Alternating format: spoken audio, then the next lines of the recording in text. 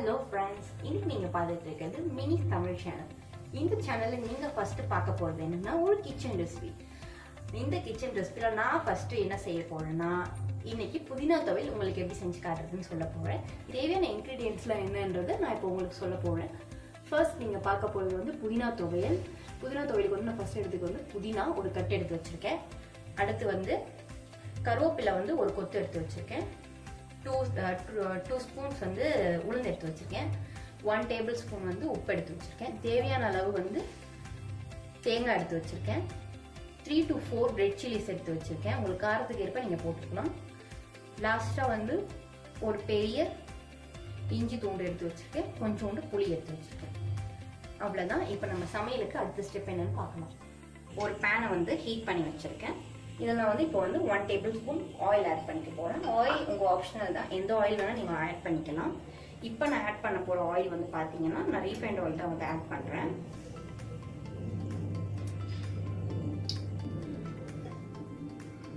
Oil நல்லா heat ஆனதும் நான் ஃபஸ்ட்டு பண்ண போகிறது என்னன்னா உளுந்தை வந்து ரோஸ்ட் பண்ணி எடுத்துக்க போகிறேன்.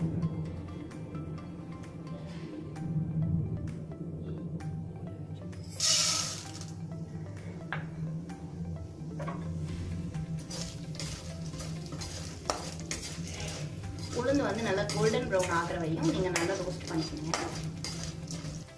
இப்போ இது நல்ல ஒரு கோல்டன் ப்ரௌன் கலரில் வந்துடுச்சு. இந்த கன்சிஸ்டன்சியில் இதை நீங்கள் எடுத்து தனியாக இப்போ நான் நெக்ஸ்ட் ஆட் பண்ண போகிறது என்னென்னா அதை செப்பரேட் பண்ணி தனியாக எடுத்து வச்சுக்கிட்டேன். நெக்ஸ்ட் வந்து கோகனட் போட்டேன்.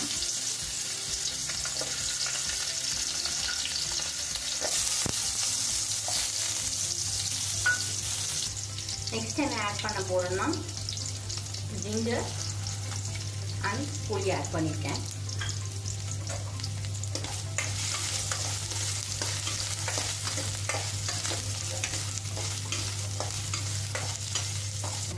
நம்மளோட புதினா இலைகளை தான் ஆட் பண்ண போகிறோம். நான் இப்போ எடுத்துக்கிறது வந்து ஒரு கட்டு புதினா. இப்போ நான் அதை வந்து இதில் ஆட் பண்ணிக்கிறேன்.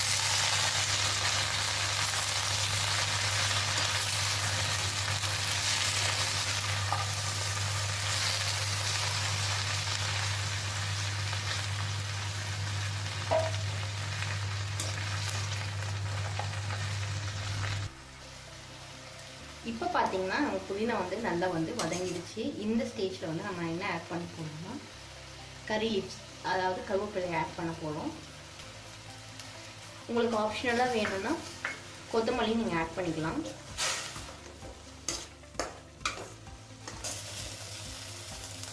இப்போ இந்த கன்சிஸ்டன்சியில் எல்லாமே நல்லா வந்து உங்களுக்கு வதங்கிடுச்சு. இப்போ வந்து நான் வந்து ரெட் சில்லிஸ் வந்து ஆட் பண்ண போகிறேன். நான் இப்போ 2 சில்லிஸ் தான் வந்து ஆட் பண்ணியிருக்கேன்.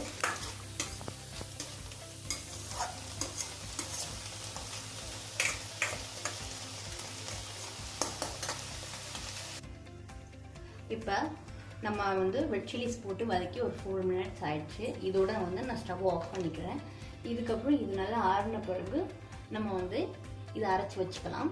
இப்போ பார்த்தீங்கன்னா ஃப்ரெண்ட்ஸ், நம்ம வந்து ஃபர்ஸ்ட் எதை அரைச்சி எடுத்துக்கணும்னா தேங்காய் தொண்டையும் காஞ்ச மிளகாவையும் தான் ஃபஸ்ட்டு அரைச்சி எடுத்துக்கணும். ஏன்னா இது ரெண்டும் எல்லாத்தையும் மொத்தமாக போட்டோம்னா இது அரையாமல் அப்படியே நின்றுடும்.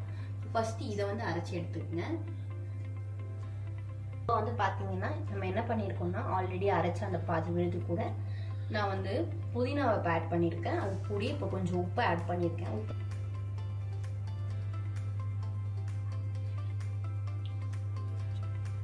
இப்போ இதை வந்து நான் ஒரு பேஸ்ட் கன்சிஸ்டன்சிக்கு அரைச்சி வச்சுட்டேன். இப்போ நான் இது கூட என்ன ஆட் பண்ண போகிறேன்னா நம்ம ரோஸ்ட் பண்ண உளுந்து இதில் ஆட் பண்ண போகிறேன். லாஸ்ட்டாக தான் இதை ஆட் பண்ணணும். ஏன்னா முதலே ஆட் பண்ணிட்டீங்கன்னா இது ரொம்ப பேஸ்ட் கன்சிஸ்டன்சியாக ரொம்ப நல்லா இருக்காது பார்க்க. அரைச்சி முடிச்சு நம்மளோட புதினா விழுதை எடுத்துக்கிட்டோம். இதுக்கு ரொம்ப சூட் ஆகிற ஒரு டிஷ் எதுன்னு பார்த்தீங்கன்னா நீங்கள் ரைஸ் கூட சாப்பிடலாம், இட்லி ஆர் தோசை. உங்களை அடுத்து இன்னொரு வேறு புது டிஷ்ஷோட உங்களை சந்திக்க வரேன். தேங்க்யூ.